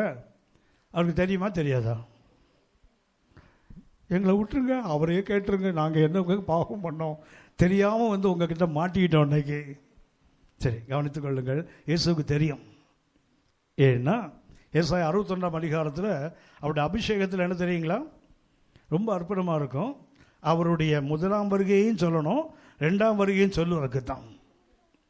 1வது என்ன தெரியுங்களா, தேவனுடைய கிருபையை சொல்லுவது. 2வது அவருடைய வருகையை சொல்லுவதும். தேவன் நியாயம் தீர்க்க போகிறதையும் சொல்லவும் தான். சரியா. அதே போல் பார்த்தீங்கன்னா ஏசாயா 63ஆம் அதிகாரத்தில் திருப்பி சொல்வார், தேவன் நீதியை சரிக்கட்டினால் என் உள்ளத்தில் இருந்தது. இயேசுவுக்கு தெரியும், ஆனால் அவர் மனிதனாக பிறந்தபோது அதை சொல்லக்கூடாது. அவர் மனிதனாக பிறந்தபோது there is a limitation. அவர் தேவனாக இருக்கும்போது அவருக்கு தெரியும். ஆனால் மனிதனாக வந்தபோது ஒன்று கவனிங்க, இயேசுநாதருக்கு மாத்திரம் மனிதனாக இருக்கும்போது அவர் 2வது வரப்போகிற நாளை கற்று சொன்னால் இவர் என்ன பண்ணுவார் தெரியுங்களா, நம்மள்கிட்ட வந்து கோல் மூட்டிடுவார் ஆள். இயேசுநாதர் என்ன பண்ணுவார் தெரியுங்களா, வந்து நான் என்னைக்கு வரேன்னு தெரியுங்களா, 2019ஆம் வருஷம் டிசம்பர் மாதம் 9ஆம் தேதி காலையில் 1 மணிக்கு வருவேன்னு சொன்னார்னா நம்மளாம் என்ன பண்ணுவோம், ஒருத்தம் கூட உருப்பட மாட்டோம். ஆனால் தெரிஞ்சு போச்சுல, டைம் தெரியாத போது இவ்வளவு தண்ணி காட்டுறோம் இயேசுநாதருக்கு. டைம் தெரிஞ்சால் அது வரைக்கும் பிரச்சனை இல்லை, ஆடுவோம் பாடுவோம். கடைசியில் வரும்போது நல்ல கலனாக மாறிடுவோம். ஆண்டவர் இப்படி வருகிற என்னை நினைத்து கொள்ளும், ஓடி போயிடலாம்ல. சும்மாவே இப்போ சொல்லிட்டு இருக்கிறான், நல்ல கலனை ஞான ஸ்நானம் ஆகிட்டான்னு கேட்குறான் ஆளுக்கு. அவனுக்கு மாத்திரம் கர்த்தர் இன்றைக்கே வான் வீட்டில் இருப்பான்னு சொன்னார்ல. அப்படின்னு நாங்களும் அவர் வரும்போது என்ன பண்ணுவோம், ஆண்டவரே என்னை ஒரு ராஜ்யத்தை சேர்த்துக்கொள்ளும், ஒன்று சேர்த்து போகிறான். தெரியாத போட இவ்வளவு தண்ணி காட்டுறோம, தெரிஞ்சால் நம்ம என்ன பண்ண மாட்டோம். நான் சொன்னேன்னே, இயேசுநாதர் எப்படிப்பட்டவர்னா, யோவான் 15ஆம் அதிகாரம் 13, 14, 15 பார்த்தீங்கன்னு சொன்னால், நான் இனிமேல் உங்களை என்ன செய்ய மாட்டேன், சகோதரன் சொல்ல, ஊழியக்காரன் சொல்ல மாட்டேன், சிநேகிதன் என்று சொல்லுவேன். ஏன், சிநேகிதன் தனக்கு தெரிந்த எல்லாவற்றையும் ஃப்ரெண்டுக்கு சொல்லுவான். சரியா? பிதா மாத்திரம் இயேசுநாதருக்கு இன்னைக்கு தாப்பா நீ போகிறன்னு வாழும்போது சொல்லி இருந்தால் அவர் மறக்காமல் நம்மகிட்ட கோல் மூட்டு போயிட்டுப்பார். இன்றைக்கி தான் வருவேன், நல்லா ரெடியாக இருந்துக்குங்க. சில பசங்களை பார்த்தீங்கன்னா உங்களுக்கு தெரியும், உங்கள் பிள்ளைங்களாம் இருக்காங்களே, இந்த ரோட் ஏரியாவில் சில ஆசாமிங்களை உங்களுக்கு பிடிக்காது, பசங்களை பிடிக்காது. உங்கள் பையன் அவனோட விளையாடினா உங்களுக்கு கோபம் வரும்ல. டேய், இன்னும் ஒரு முறை அவனோட பார்த்தேன் தோலை உரிச்சிருவான்டா அப்படி சொல்லுவோம் தெரியுங்களா. நேராக போய் அவன்கிட்ட சொல்லுவான், பாருங்களே எங்கள் அப்பா உங்கள்கிட்ட சேர்ந்து அவன் எங்கள் அப்பா வந்து அடிப்பேன்னு சொல்கிறாரா. அவன் 4 பேர் சேர்ந்து அப்பனை உடப்பான். அப்போ உடப்பட்டாலும் பரவாயில்ல, ஃப்ரெண்டை விட்டு கொடுக்கக்கூடாதுல்ல. இயேசுநாதன் அதே தான். ஏன்னா அவர் நமக்கு ஃப்ரெண்டு இப்போ சொல்லிடுவார். அதனால என்ன பண்ணல, அவருக்கு அதை ஸ்வேத் பண்ணுறாங்க பாருங்களேன். மிக அவசியமானது. கர்த்தருடைய காரியங்கள் எதை சொல்லணுமோ உடனே நான் சுட்டி காட்டுறேன். இயேசு தேவகுமார் என்று வெளிப்படுத்தினா தெரியுங்களா? எப்போ தெரியுங்களா? சீஷர்களோட அந்தரங்கத்தில் இருக்கும்போது ஜெபம் பண்ணும்போது தான் சொன்னாராம், ஜனங்கள் என்ன யாருன்னு சொல்கிறாங்க. லூக்கா 9:29 வாசித்து பார்த்தீங்கன்னா, ஜெபம் பண்ணுகையில் இயேசு கேட்குறாரு, ஜனங்கள் என்ன யாருன்னு சொல்கிறாங்க. கர்த்தர் என்ன, உங்களை குறித்து நீங்கள் இன்னொருத்தரை வெளிப்படுத்த வேண்டுமானால் கர்த்தர்ட்ட முதல்ல கேளுங்க, இவங்களை சொல்லலாமா வேண்டாமா. நீங்கள் சொன்னீங்கன்னா நாளைக்கு அதுவே உங்களுக்கு எதிராக வந்து நிற்கும். உங்கள் கதை தெரியாதா, அன்னைக்கு அப்படி சொன்னல. சில பார்த்தீங்கன்னா அந்த சில அம்மா இருக்குது தங்கம், இந்த ரூத்துன்னு, இங்கே யாரும் ரூத் இல்லையே, சரி அவள் தீர்க்க தரிசனமாக வரல போகுது. அப்புறம் சரியா, அந்த ரூத் அக்கா இருக்குது தெரியுங்களா, ரூபன் மறுபடியும் ரூபன் தான் வருதா. இந்த 2 பேருக்கும் பிரச்சனை வரும்ல. ஒன்றுனா ஒன்று போனால் நான் என் பேன் திட்டினான்னு வச்சுங்களேன். இது என்ன பண்ண தெரியுங்களா, ஏற்று விட்டு ருக்குமணி அக்காட்ட போய் சொல்லுவது, அந்த ஆள் இப்படி தட்டினாங்க, அவளை மனுஷனாங்க, அவன் முகத்தில் முழிக்கலாங்க பொண்ணு தெரியுங்களா. அங்கே போயிட்டு கோல் மட்டும் இங்கே வந்த உடனே நமக்கு கோபம் ஒரு நிமிஷம் தானே. அதுக்கப்புறம் கையில் காலில் விழுந்து முழங்கால் போட்டு ஜெபம் பண்ணி ஏதாவது ஒன்று மனைவியை காம்ப்ரமைஸ் பண்ணுவாங்க தெரியுங்களா. உடனே சொல்கிறாரு, வா நம்ம 2 பேரும் போகலாம், உனக்கு நான் சாரி வாங்கி தரேன் அப்படி கிளம்புவான் தெரியுங்களா. இந்த அம்மா உடனே ரூத்தக்கா கிளம்புன்னு தெரியுங்களா. அந்த ருக்குமணி அக்கா பார்த்துட்டு இருக்கோம், உணர்வு கட்ட ஜென்மங்க, இப்போ தான் வந்து புலம்பிட்டு போச்சு, அதுக்குள்ளே கூட சொல்லுமா சொல்லாதான். மாத்திரம் இல்லை, வர்ற ஊழியக்காரன்டெல்லாம் உங்கள் குடும்ப பிரச்சனையை சொல்லாதீங்க. எதுக்கு உதவுன்னா ஜெபிக்க மாட்டாங்க, உங்களை இன்னொரு இடத்துல மெசேஜுக்கு இல்லஸ்ட்ரேஷனை பயன்படுத்துவாங்க. நான் போத்தனூர் சென்றிருந்த போது காட்ஸ்வில் சபையிலே ஒரு சகோதரி வந்தார்கள். அவன் வீட்டுக்காரரை பற்றி என்னென்ன சொன்னாங்களோ எல்லாம் நான் சொல்லுவேன் தெரியுங்களா. சொல்லும்போது அந்தம்மா வீட்டுக்காரர் அந்த கூட்டத்தில் உட்காந்துருப்பாங்க, செம போல பொழந்துருவாங்கள. என்னை பற்றி நீ அவனுக்கு எப்படி தெரியும், அந்த பிரசங்கியா இருக்கு, நீ சொன்னியா, தேவையா இது. Before revealing something pray to God. ஸ்வேட் பண்ணுறதுனா தான் அர்த்தம், துணிகளை சுற்றி. சரி, கடைசியாக ஒன்று சொல்லிட்டு போகிறேன். பிள்ளைய முன்னணையில் கிடச்சி நாங்கள் போட்டிருப்பாருங்களேன், ஃபேட்னே என்ற ஒரு கிரேக். அதை அந்த முன்னணை இருக்குது தெரியுங்களா. நமக்கு இந்த புல்லணைன்னு சொல்லியே பழகிட்டோம். அது புல்லணை இல்லை, முன் அணை, மேஞ்சர். மேஞ்சருக்கு கிரேக்கில் வந்து ஃபேட்னே என்றால் அதுக்கு அர்த்தம் என்னென்னா சாப்பிட்றதுக்குன்னு அர்த்தம், டு ஈட். பிள்ளையை பெற்றாங்க, துணிகளில் சுற்றுனாங்க, அப்புறம் என்ன பண்ணாங்க, சாப்பிட்டு போங்கடா எல்லாரும். அதுக்கு அர்த்தம் என்ன தெரியுங்களா, இயேசுவை சொந்த தேவைக்காக பயன்படுத்தாத ஒரு குடும்பம். யோசித்து பாருங்க, காணாவுள்ள திருமணம் சொன்னால் யார் வீட்டு கல்யாணம், உனக்கு என்ன வந்தது, வந்தியா கொடுத்தா சாப்பிடலன்னா விறுவிறுன்னு பட்னியாக வீட்டுக்கு போக வேண்டியதானே. அவளுக்கு திராட்சை ரசம் இல்லைன்னு சொல்லுதில்ல. நம்ம வீட்டில் அரிசி இல்லைன்னு எனக்காவது சொல்லிச்சாது, சொல்லலைல்ல. பிள்ளையை பெற்றார்கள், என்ன பண்ணாங்க, she put it in the manger. அதுக்கு அர்த்தம் என்ன, let everyone take it. இயேசு யாருக்கு, எனக்கு இல்லை, என் வழியாக பிறனுக்கு. ஒரு குடும்பம் என்றால் கர்த்தர் எனக்கு தான், அடுத்தவனுக்கெல்லாம் கிடையாது, அப்படி இல்லை. யாருக்கு, எல்லாருக்கும் பொதுவானவர், எல்லாருக்கும் சொந்தக்காரர். யோசித்து பாருங்களேன், எரிகோவில் முன்னாடி வாசல்கள் அடைக்கப்பட்டிருக்குது, ஜாஷுவா நிற்கிறாரு. அப்படி பார்த்துட்டு நிற்கிறாரு. எரிகோ வாசல் அடைப்பட்டிருக்குது. 40 வருஷம் போராட்டம், வனாந்தரத்தை பாடுபட்டு வாக்குத்தத்த தேசத்துக்கு வந்தால் வாசல் அடைச்சிருக்குல்ல. இவர் அடைத்திருக்கும் போது கண்களை எடுத்து பார்த்தா இன்னொரு இயேசுநாதர் வந்து நிற்கிறார். இவர் ஒரு ஜாஷ்வா, அவர் ஒரு ஜாஷ்வா. சரியா? ஜீசஸுங்கிறது கிரேக்க பேர் தான், அவருடைய ஒரிஜினல் பேர் வந்து ஜாஷ்வா தான் வரும். இது ஜாஷ்வா, எதிர இன்னொரு ஜாஷ்வா நிற்குது. அவரும் ஒரு படைத்தலைவன், இவரும் கர்த்தருடைய சேனையின் அதிபதி, இவர் ஒரு படைத்தலைவன். 2 ஜெனரல்ஸ் மீட் பண்ணுறாங்க தெரியுங்களா? மீட் பண்ண உடனே இவர் பார்க்குறாரு, ஓஹோ ஒருத்தன் வந்து கதவு அடைச்சிருக்குது, சண்டை போடுறதுக்கு ஆள் வேணும். பார்க்குறாரு, ஒரு ஜெனரல் ஒருத்தர் நிற்கிறாரு. உடனே போய் கேட்குறாரு, பாருங்க, நீர் எம்மை சார்ந்தவரா அவர்களை சார்ந்தவரா? இயேசுநாதரை கூட டீமில் தான் சேர்க்க ஆரம்பிக்கிறோம். இயேசுநாதர் கூட எல்லாருக்கும் பொறுத்துன்னு இல்லை. இயேசுநாதர் எங்கே டீம்ங்க? ஏன் அடுத்து அவர் சொல்கிறாரு அல்லன்னு வர. என்ன கேட்குறான்? எம்மை சார்ந்தவரா அவங்களை சார்ந்தவரா? அது சொல்கிறது என்ன தெரியுங்களா? அல்ல, இப்போடு சேனையின் அதிபதியாக வந்திருக்கேன், அவ்வளோதான். அப்படின்னா இயேசு வந்து கூறு போட்டு எனக்கு அவங்களுக்கு அப்படி இல்லை. யாருக்கு தெரியுங்களா? எல்லாருக்கும். அந்த அம்மா என்ன பண்ணாங்க? அதை போட்டாங்க தெரியுங்களா? ஒன்று சுட்டி காட்டுகிறேன். இந்த அம்மா மேஞ்சரில் போட்டு தெரியுங்களா? எபிரேயர் 10ஆம் அதிகாரம் 5 முதல் 7 வரை. உலகத்தை பிரவேசிக்கும் போது பலியம் காணிக்க விரும்பவில்லை, எனக்கு ஒரு சரீரத்தை ஆயத்தம் பண்ணினீர். தேவனே, சர்வாங்க தகன பலிகளும் பாவ நிவாரண பலிகளும் உனக்கு பிரியமல்லவ என்று சொன்னீர். இதோ உமது சித்தத்தின்படி செய்ய வருகிறேன். என்னை குறித்து புஸ்தக சொல்லில் எழுதியிருக்கிறதே. இது யார் பண்ணாங்கன்னா, அந்த மதமேரி என்ன பண்ணுறாங்க, அதை பெட்டியில் போட்டாங்க தெரியுங்களா? அது எங்கே? பெத்லஹேமில் நடந்தது. அடுத்தது யோவான் ஸ்நானன் அந்த யோர்தான ஞானஸ்நானம் பெற்றா தெரியுங்களா? அந்த அப்பம் உயர்த்தப்படுகிறது. நல்ல கவனிங்க. மரியாதை என்ன பண்ணுறாங்க? பிள்ளையை பெற்று உலகத்துக்குன்னு கொடுத்துட்டாங்க. ஆனால் அது எப்போ உயர்த்தப்படுது தெரியுங்களா? அந்த அப்பம் அது யோர்தானில் ஞானஸ்நானம் பெறும்போது அது உயர்த்தப்படுகிறது. கல்வாரி சிலையில் அது உடைக்கப்பட்டது தெரியுங்களா? யூதனும் ரோமர்களும் சேர்ந்து அந்த அப்பத்தை உடைச்சாங்க. அப்போஸ்தலர் 2ஆம் அதிகாரத்தில் பெந்தெகோஸ்து நாளில் இட் வாஸ் டிஸ்ட்ரிபியூட்டட். ஹலோ, ஜெபம் பண்ணலாமா? நேற்று பாஸ்டர்ஸ் மீட்டிங்கில் சொன்னேன், இந்த தூக்கம் வர்றதுக்கு முன்னாடி எல்லாம் ஒரு அமைதி இருக்கும். இப்போ உங்களை பார்த்தப்போ கண்ணெல்லாம் சொருவி ஒரு மாதிரி தான் இருக்கீங்க. சரியா? ஒன்று, உங்களை விட்டு போகிறதுக்கு மனசே வரல. சரியா? எப்பா எங்களை விட்டு போயிருப்பா, நாங்கள் நிம்மதியாக இருப்போம். நாங்கள் படுற பாடு எங்களுக்குள்ளே தெரிய 2 நாள் உங்கள்கிட்ட மாட்டின்னு அவஸ்தைப்படுறோமே. கவனித்துக்கொள்ளுங்கள். நீங்கள் எங்கிட்ட மாட்டினீங்களோ இல்லை நான் உங்கள்கிட்ட மாட்டினோன்னு தெரியாது, மொத்தத்தில் மாட்டிகிட்டு இருக்கோம், அவ்வளவுதான். சரியா? உங்கள்கிட்ட மாட்டிக்கொள்வதில் எனக்கு ஒரு பெரிய சந்தோஷம் இருக்குது. சரியா? ஏன்னா வசனத்தை நேசிக்கிற ஜனங்கள் கடைசி நாட்களில் குறுகிட்டே வராங்க.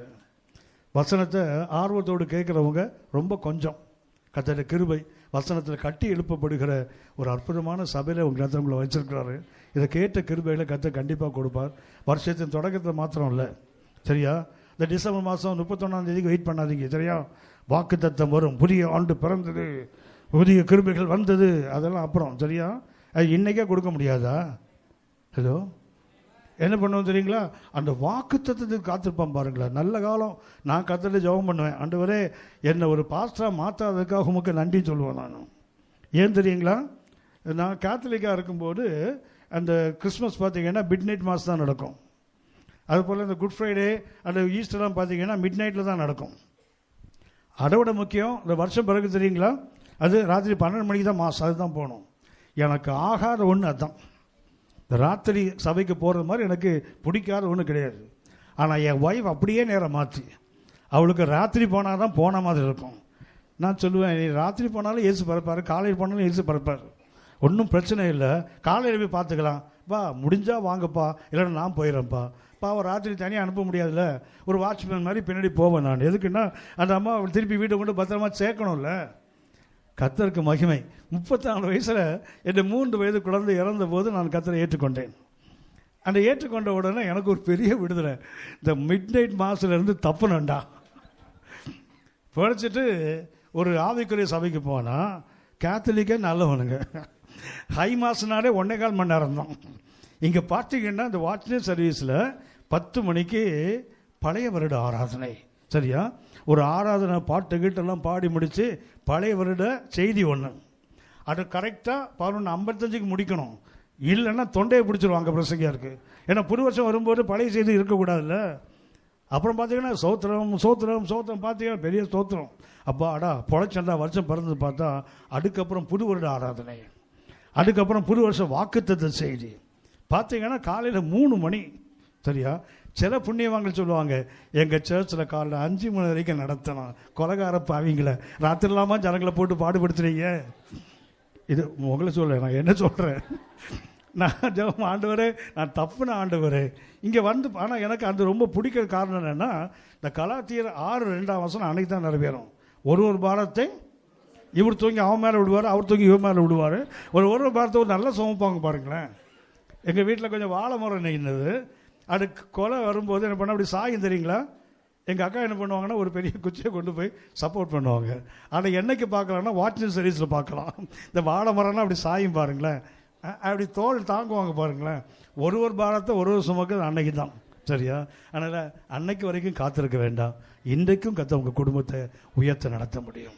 என்ன வேண்டும்? முதல்ல அர்ப்பணித்தல், 2வது உடைக்கப்படுதல், 3வது துணிகளில் சுற்றப்படுதல், 4வதாக பிறருக்கு கொடுத்தல். எனக்கு இல்லை இயேசு, என் வழியா மற்றவங்களை கொடுத்தான். நான் யாரு? I am a channel of blessing. அவ்வளோதான். ஆசீர்வாதத்தின் வாய்க்கால் என் வழியா அடுத்தவங்களுக்கு போகுது. அவ்வளோதான். அதான் 1 பேதுரு 4:10 நமக்கு கொடுத்த கிருபைகள் எதுக்கு தெரியுங்களா? பற்பல கிருபைகளை கொடுத்த காரணம் என்ன? பகிர்ந்து கொடுக்கத்தக்கதாய் தான் போட்டிருக்கு. எனக்கல்ல, நமக்கல்ல, சபை மூலமாக இந்த உலகத்துக்கு அந்த ஆசீர்வாதம் கடந்து போகணும். கத்த கண்டிப்பாக கொடுப்பார். மறுபடியும் சொல்லுகிறேன், டிசம்பர் 31 வரைக்கும் காத்திருக்காதீங்க. இன்னைக்கு ராத்திரியே அந்த கிருபைகளை பெற்றுக்கொண்டு வீட்டுக்கு போங்க. ஆமென். ஜெபம் பண்ணலாமா? கண்ணில் மூடும். தம்பி வாங்க தம்பி, you are the right person to pray for them.